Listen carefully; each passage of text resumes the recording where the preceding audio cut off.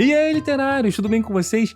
Nesse vídeo aqui a gente vai falar sobre o término de um épico, que é esse mangá aqui, de uma trilogia épica do Pipoca Nanquim, chega ao fim nesse terceiro volume aqui de Borboleta Assassina, volume 3. Galera, esse mangá aqui, ele é sensacional. Já falei isso aqui, tanto vocês podem ver tanto no meu review do primeiro volume quanto do segundo volume, que é assim, eu tô tecendo elogios demais pra esse quadrinho aqui, porque ele é sensacional. Esse quadrinho não, esse mangá aqui, porque ele é sensacional. E como os mangás de Pipoca Nanquim, eles sempre têm o mesmo padrão gráfico, né? E quando se trata de uma trilogia, o padrão gráfico se mantém e tem alguns detalhezinhos. Nessa edição aqui, por exemplo, os brindes, além dos marcadores de página, né? Do marcador de página, que é padrão, né? De vir em todos os mangás de Pipoca Nanquim, veio também um postal aqui com uma arte exclusiva da edição brasileira, que é essa arte aqui da Yuka Nagati, tá? É como se fosse um postalzinho, né, galera? Tá aqui, ó. Isso aqui, sabe o que isso aqui é bom? Isso aqui é bom pra fazer, sabe o quê? Pra pedir um autógrafo caso ela venha pro Brasil na CCXP, não sei, quem sabe eles trouxeram um Junji Ito, não sei se eles trazem a Yuka, ou tem um autógrafo dessa mangaka aqui, pô, ia ser sensacional. Ó, e aqui, né, a gente tem a jacket, né, vou mostrar a jacket pra vocês. A jacket é essa daqui, ó, né, roxa, nos padrões roxo. Aqui a gente tem um pouquinho da história, um pouquinho da história da Yuka, um pouquinho da sinopse.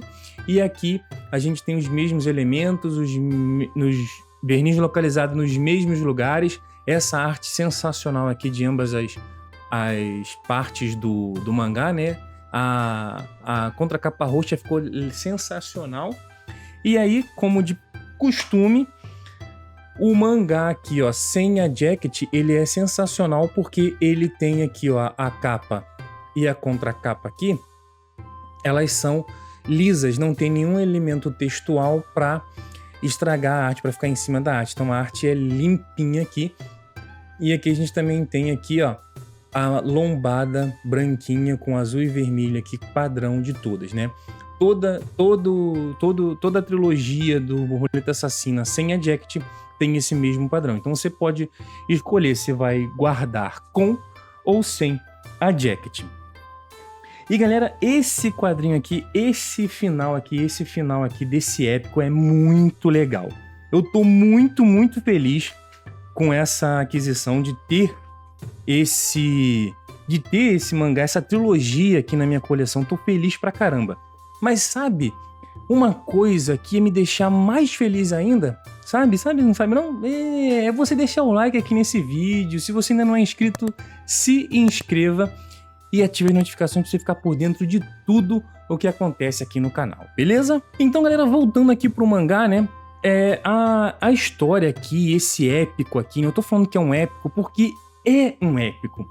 E ele finaliza muito bem, mas não vai achando que é um final épico, sabe? É um épico, posso dizer com todas as letras, com tudo que a palavra épico representa, que esse mangá aqui realmente é um épico de história shinobi, cara, como nunca tinha visto antes, tá?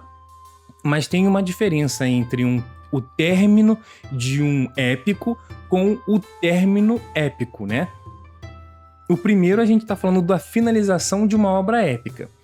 E o segundo que eu falei aqui, que é um final épico, é quando o final é uma apoteose. Não é apoteótico o final, mas ele é um final absurdamente incrível.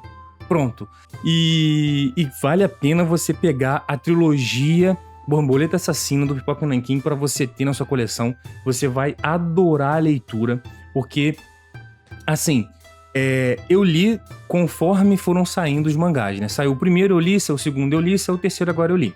Mas essa obra aqui é do tipo de obra que é muito interessante você ler ela de uma tacada só, saca? De uma tacada só você lê tudo, é muito gratificante. Então eu vou fazer isso. Eu tô só trazendo aqui o vídeo porque assim que foi saindo eu fui trazendo os mangás aqui, então eu tô fazendo conforme tá saindo. Mas depois eu vou ver se eu faço um vídeo sobre toda a história do Borboleta Assassina, claro que com spoiler. Aqui não vai ter spoiler, só vou dizer mais ou menos o panorama, como é que tá, e algumas coisas aqui, alguns elementos aqui, fragmentos aqui da história, só para você ter noção e ficar instigado para poder ler isso aqui. Claro que para você ler o que tá aqui, vai ter que ler o primeiro e o segundo, pra você ter toda a compreensão, porque isso aqui é uma história contínua, né? Beleza. Em retrospectiva, eu posso dizer que a história de Borboleta Assassina, ela vai ganhando corpo, sabe? No momento, ali, no primeiro momento, primeiro volume, ela tem ali um quê mais micro e não macro, mais particular, vamos dizer assim, e não geral, né? Mas assim, ela tem um quê muito particular ali, mas assim, mais fechadinha ali, que é o quê? Que é a parte histórica que fala sobre os shinobis, né, os guerreiros ali da época, tanto os samurais quanto os shinobis, não terem mais relevância. Por quê? Porque o Japão está numa era de paz, pregada pelo governo Tokugawa. Então ela vai focar nos shinobis aqui. E ela começa a colocar ali uma coisa que a gente não sabe se realmente existiu ou não, porque o próprio temática do shinobi, ela é interessante porque permite que você torne plausível uma história, uma ficção como a dela, dentro de um contexto histórico, porque não tem nenhum fato histórico na história do Japão ali, nenhum registro que diga que esse fato histórico só foi possível acontecer da maneira que aconteceu por causa da atividade shinobi. Não existe isso ali. Mas existem fragmentos, relatos, algumas coisinhas ali, alguns papiros, algumas coisas ali, algumas documentações que pressupõem que houve a atividade shinobi em determinadas situações ali, né? Ou não em determinadas situações, mas que existiram esses agentes aí que eram meio que agiam nos bastidores, vamos dizer assim, que resolviam alguma questão sem levantar alarde, né? Então, assim, existe alguns relatos que pressupõem a existência dos shinobis, e ela usou isso de uma forma magistral para fazer a ficção dela entremeada ali com fatos históricos ali, que é sensacional o que ela fez aqui. Mostra que ela, se não tem uma formação de história do Japão ou algo do tipo, mostra que pelo menos ela deve ter tido uma pesquisa muito minuciosa, muito cuidadosa sobre essa parte aí da história japonesa para poder fazer esse mangá aqui. Porque aqui a gente vê que não é uma parada leviana, é uma parada feita por quem realmente pegou para pesquisar, para fazer uma parada séria, sabe? Aqui a gente vê que é uma parada séria que às vezes a gente não sabe nem... A gente até acredita, a gente quer acreditar que realmente tudo que tá aqui realmente aconteceu, né? Mas não é esse o caso, tá? Mas assim, então no primeiro volume, que compila 2 volumes japoneses, a gente vê mais essa parte ali, né? Dessa profissão ali que a gente não sabia que existia, não sei nem se existe mesmo, que depois que o governo gerou essa era de paz, começaram a surgir uma nova profissão atrelada ao governo, que eram os shinobis que caçavam outros shinobis. Shinobis estes desgarrados, né? Que não se conformavam com uma nova era, com uma era de paz, não queriam ser simples cidadãos comuns, eles queriam continuar sendo os shinobis que eles sempre foram a vida inteira. E muitas das vezes a gente viu a shinobi Ochou e seu parceiro Raizo caçando ex-companheiros, né? Então teve isso. Então teve esses shinobis que continuaram trabalhando para o governo e esses shinobis que se desgarraram aí. Em contrapartida, o quartel-general ali, onde eles atuavam, era dentro ali do bairro de Yoshiwara, que era o bairro da Luz Vermelha no Japão.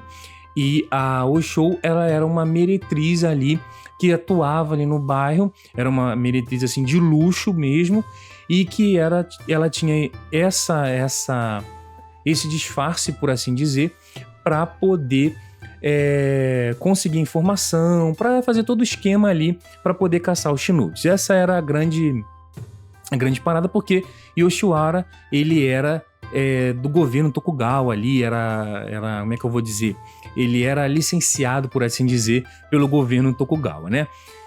E aí, a história começa a ganhar corpo, principalmente por causa de um personagem do passado da Osho, que é o seu ponto fraco, que é o Kazuma, que é o líder ali dos Shinobis desgarrados. Esse Kazuma aí é uma pedra no sapato da Osho e do Jinemon. É mais uma pedra no sapato da Jinemon, mas para Osho ele é um ponto fraco e é meio que o elemento central que faz com que Osho continue querendo caçar, porque o objetivo de vida dela é caçar esse cara, né?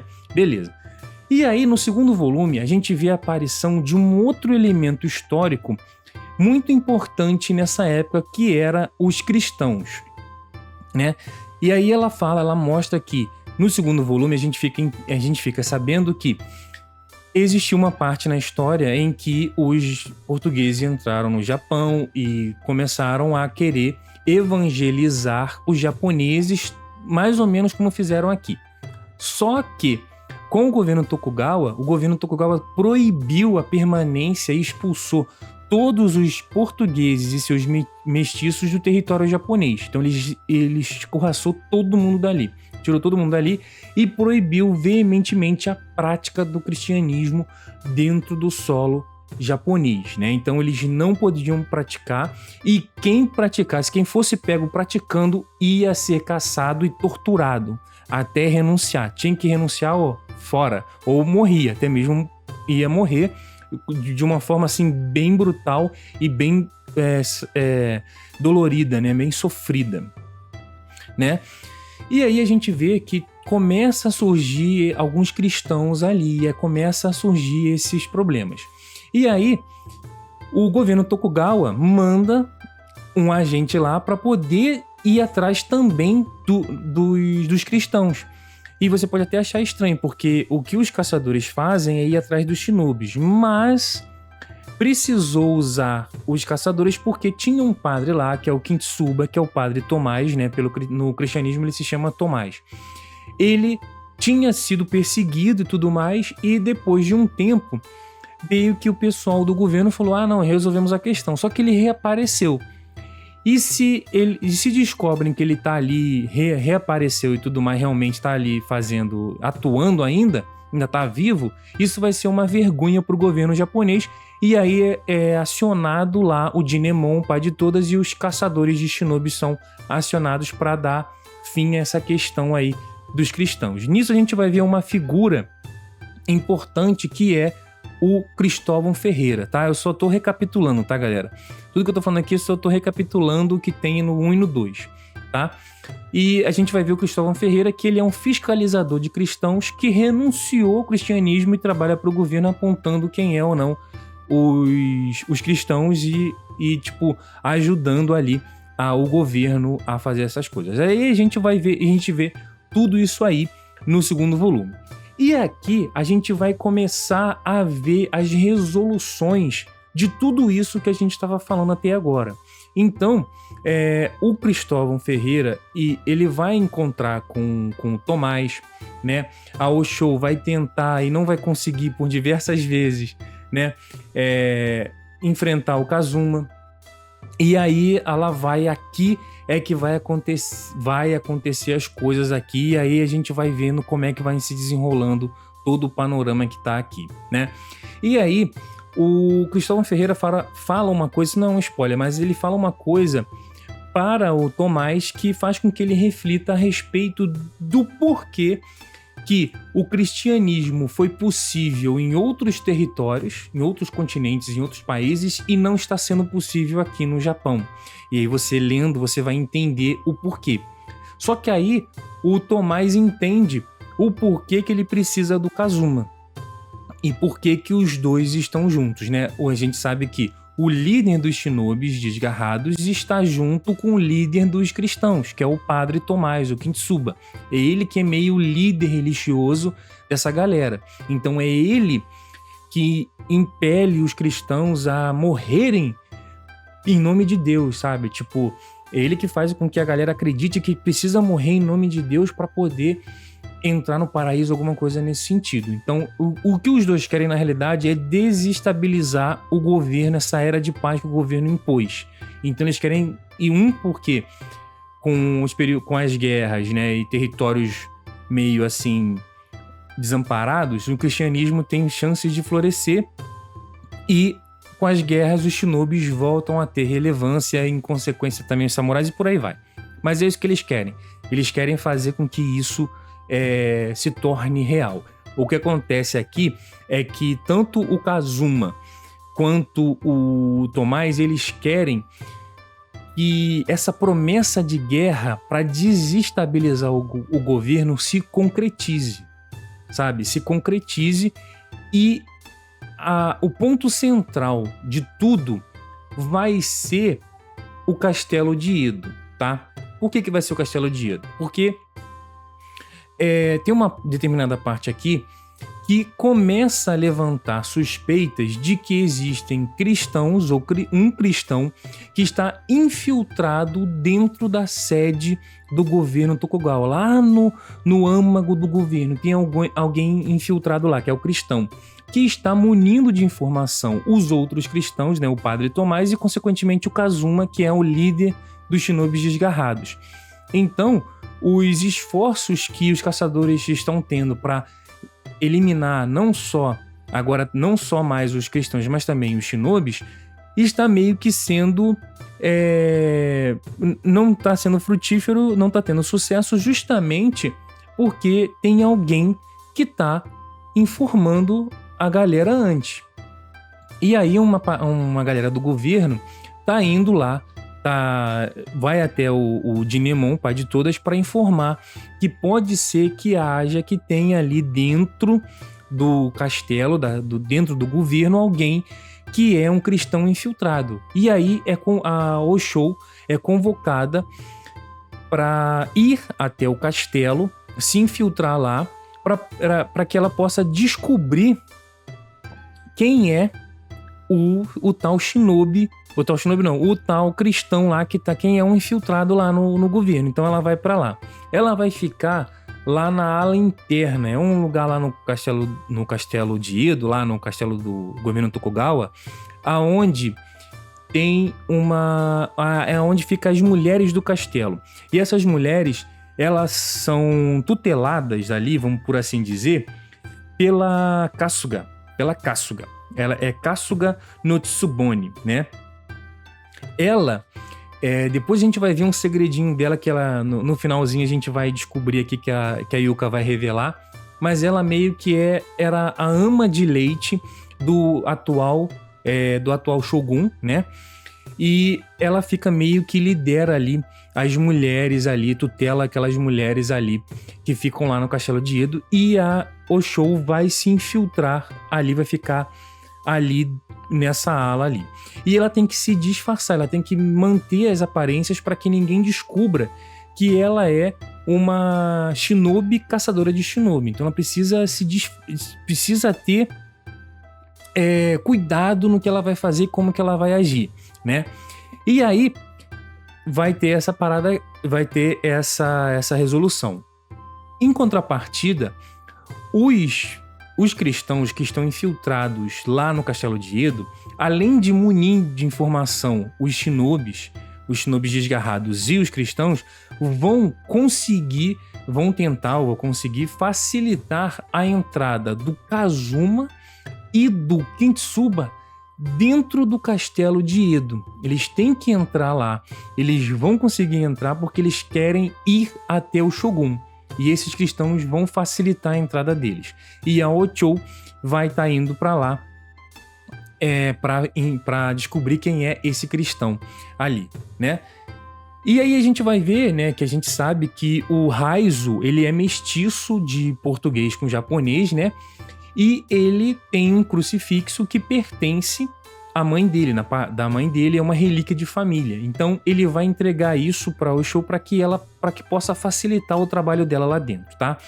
E dentro do Castelo de Edo vão acontecer algumas coisas, vão ter algumas paradinhas lá que vão acontecer, que vai fazer com que, primeiro, a Oshou precise se disfarçar de homem e ela vai conseguir ter um contato bem próximo e direto com o Shogun. E como que essas coisas vão se desenrolar, aí só você pegando para ler isso aqui, para poder você saber o que é, senão vai estragar a situação, vai estragar a história aqui, né? Então você tem que ler isso aqui para você entender melhor esses desdobramentos que vão acontecer. E aí a Yuka consegue dar resolução para todos os personagens aqui da história que ela conta. E eu achei isso incrível, assim, muito bom, muito interessante. É cheio de detalhes esse mangá aqui. E é por isso que eu falo, esse é um daqueles mangás que a gente precisa estar sempre revisitando, porque é sensacional, galera. A gente já sabe muitas coisas sobre esse mangá aqui. Primeiro, que é uma história fantástica. Segundo, uma fantástica assim no sentido de ser muito boa, não de ser fantástica, ser fantasiosa, mas ser muito boa. Uma outra coisa também é a arte da Yuka. Galera, a arte da Yuka, ela é sensacional, galera. Eu tô viciado na história dessa mulher aqui, dessa mangaka aqui, da Yuka. Se ela vier pro Brasil, é claro que eu vou pegar um autógrafo dela e quero agora ler mais coisas da Yuka Nagata. Quero saber se ela escreveu mais coisas, que eu fiquei viciado nela. Fiquei muito viciado e, galera, vale muito, muito, muito, muito a pena. Não só pelo acabamento gráfico do Pock Nankin, não só pelos brindes que vem, mas pela história que você se diverte horrores. Você lê isso aqui e fica assim, caraca, pô, já li, caraca. Mas assim, eu vou, depois que acabar esse vídeo aqui, de gravar o vídeo aqui, eu vou pegar e vou ler o 1, 2 e 3 de uma tacada só, porque vai ser diferente a experiência. E aí eu vou ver se eu faço um videozinho, trago um videozinho pra vocês aí, de toda a história de Borboleta Assassina, né? Depois que eu terminar de ler tudo de uma vez só. E aí a gente vai falando, vai batendo um papo mais assim, intimista, né? Eu e você, a gente vai batendo um papo da história como um todo. E claro que aí sim vai ter bastante spoiler, beleza? Então, galera, esse foi o reviewzinho aí de Borboleta Assassina Volume 3, fechando essa trilogia épica aí de shinobis aí do Pipoca e Nankin, beleza? Eu vou ficando por aqui. Até a próxima, literários. Fui!